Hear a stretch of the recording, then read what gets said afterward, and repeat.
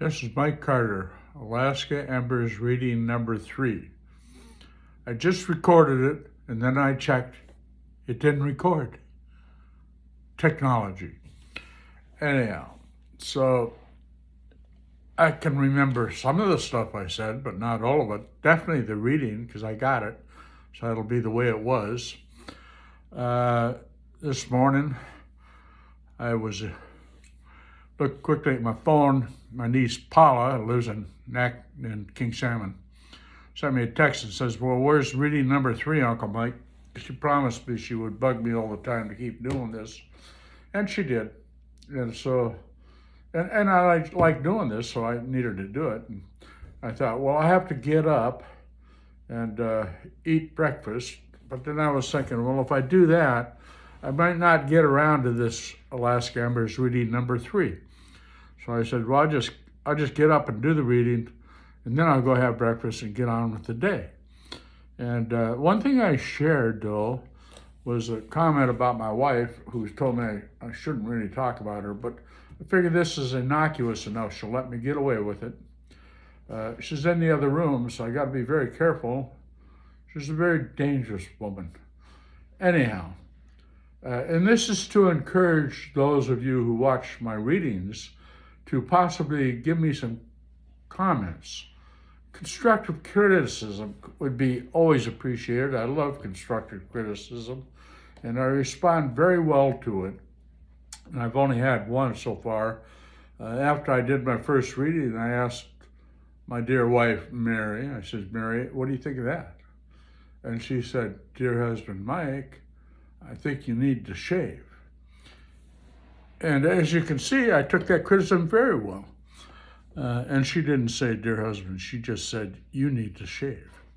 So that's a little, the reason I'm doing this little lead into my reading is because Chris Kiana, who grew up in Fairbanks too, he lives in Anchorage. He's a friend of mine.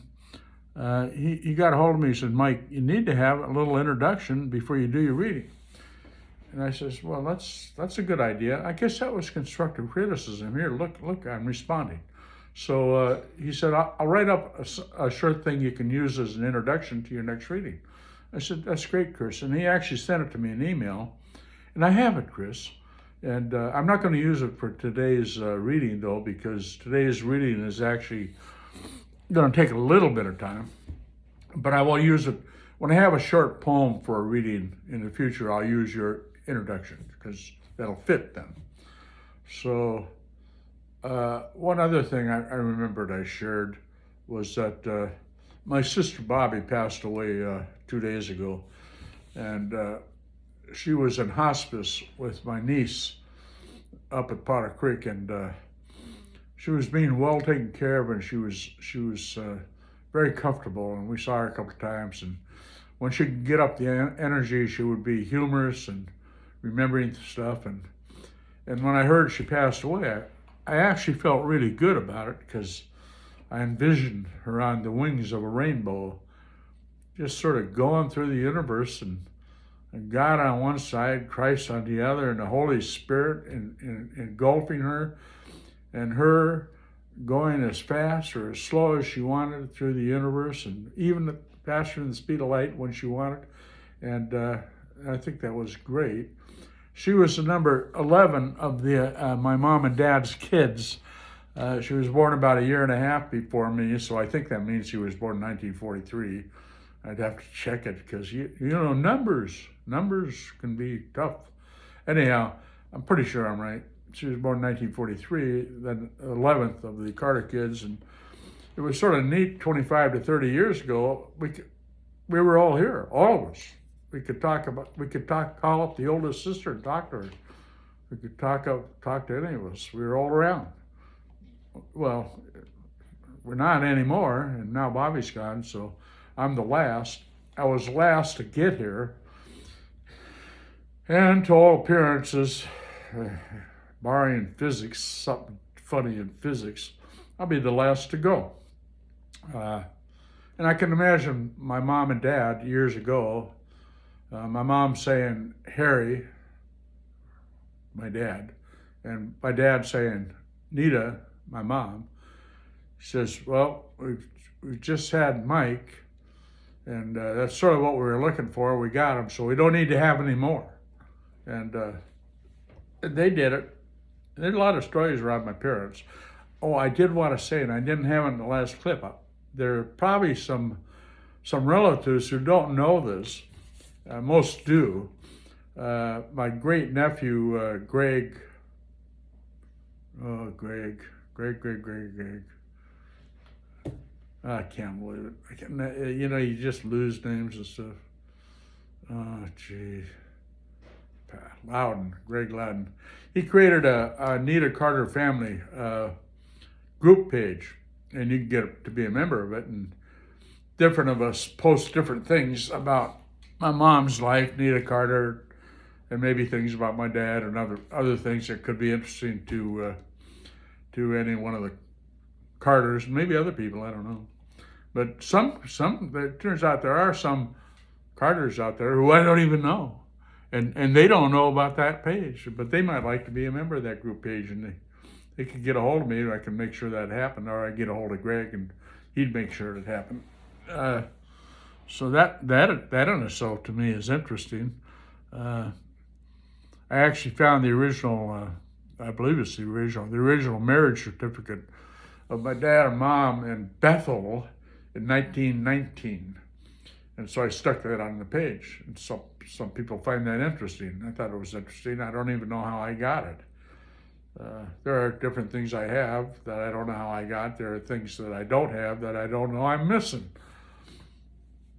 Oh, there was one other thing I wanted to say. So my sister passed away, and we had the notifications out there to people. And my grandson, who's 19, about 3 hours later, he calls me up. He says, Grandpa, are you okay? I said, well, yes, Kelly, I'm okay. And then we talked about something else, and then he says, are you sure you're okay? And I said, yeah, Kelly, I'm sure I'm okay. I says, we know about death. And it made me think of my wife's folks who I knew when they were young and vibrant, and they're gone. And I never knew Mary's grandparents, but when we visit Madison, Connecticut, I remember we'd go out to the graveyard, and there were their two headstones and their names and their dates, and that was her grandparents. And Mary would tell me different stories as a child she remembers about her grandparents. So they took on life in my mind, and all the aunts and uncles that she had that came to our wedding years ago. A lot of years ago, 51 years ago. Leads me to think of some other stories about our 50th wedding anniversary. Sometimes I use that as a lead-in. Mary's really cute sometimes. Anyhow, so we knew about death. There's a couple other things I would have said. We knew about death. Dylan Thomas. Do not go gentle in that good night. Brave men know that dark is right. Rage against the dying of the light. And he wrote it to Villanova, 5 stanzas. And it's a pretty great poem. Almost everybody knows about it. And a lot of famous people have read it because they like to read it.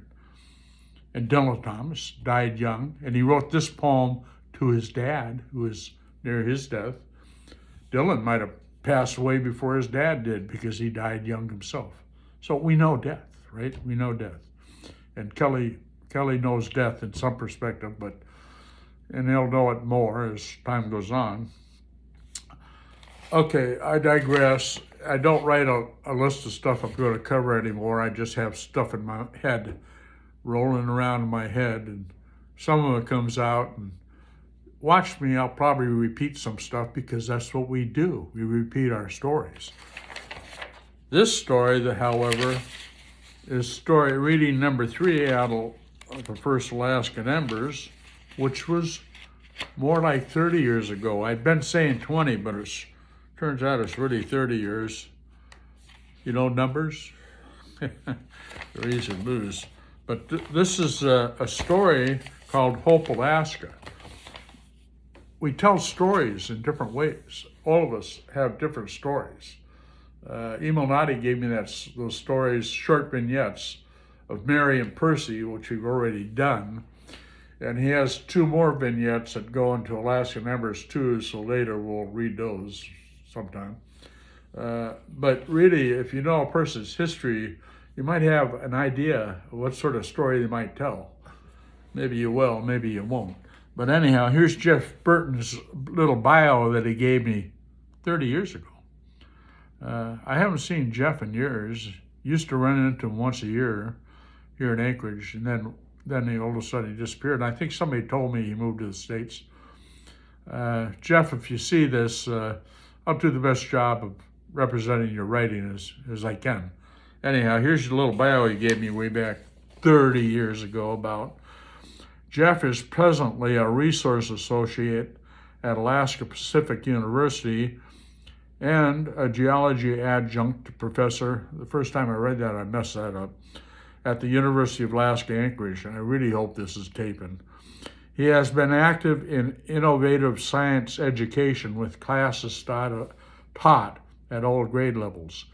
He has conducted research on subsistence science, integrating modern science with the native way of knowing. Jeff is completing his PhD in education. My guess is he did, but really don't know. He has worked for 11 seasons as a field scientist in Alaska. He, like most Alaskans, has had a variety of jobs ranging from fisherman, oh yeah, I did that, a couple of stories there, vice president of a native corporation. I did some stuff like that. Mining engineer for the state of Alaska. Nah, I never was a mining engineer, but I did want gold. I wanted to find gold. I never really looked for it, but I did want to find it. And a small business owner. Yeah, I did that. Wrote stuff off on my taxes, IRS, because I was a small business owner and I was losing money. Oh well. Jeff will be a frequent contributor on environmental issues from a historical and scientific perspective. He encouraged me to do what I was doing back then, and I assume he might have put some more articles in Alaskan Embers 2, 3, or 4. So here's the story, Hope, Alaska, the story of salmon and gold by Jeff Burton. 60 million years ago, a sliver of the Earth's crust arrived by plate tectonic processes off the coast of southern Alaska. The crust was composed of ocean sediments and it collided with the mainland. Mountains formed from this collision. The rocks buckled under the strain. Some rocks moved horizontally in large blocks. Hope is where the Eagle River Thrust Fault, just one of several faults in south central Alaska, meets the ocean.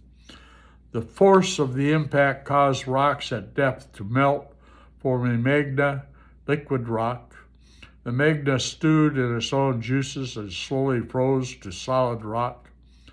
Trace amounts of gold derived from the ancient mountain ranges eroded from the sea and became concentrated in the last liquids of the magma and were deposited in zones of weakness in the overlying rocks. It's a long sentence. The faulted rocks with traces of gold were easier to erode than the unfaulted surrounding rocks.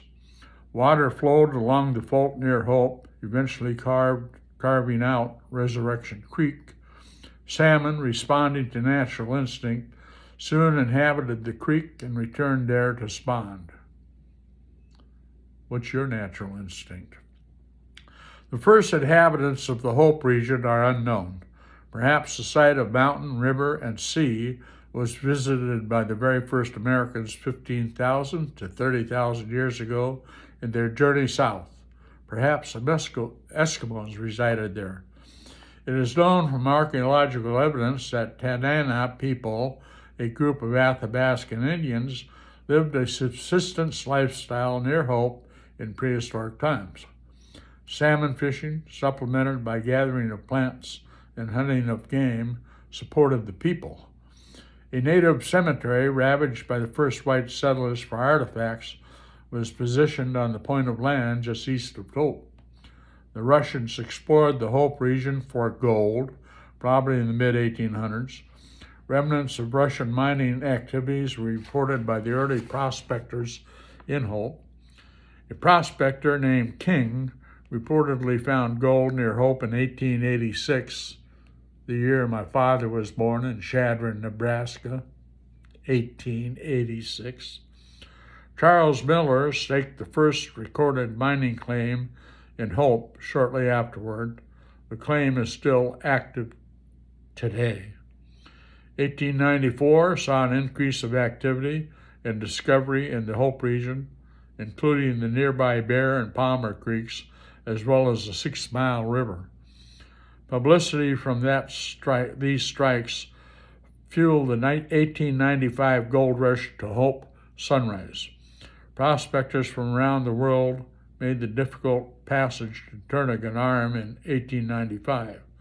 The settlement on the beach where Resurrection Creek flowed into the ocean was named Hope after Percy Hope, an unsuccessful prospector. The next 5 years were boom years for Hope and the adjacent community of Sunrise. About 5,000 people resided in the region. Several buildings from this era are still standing. And Jeff ended the story. And now I end Alaskan Embers reading number 3. Thank you, Mike Carter.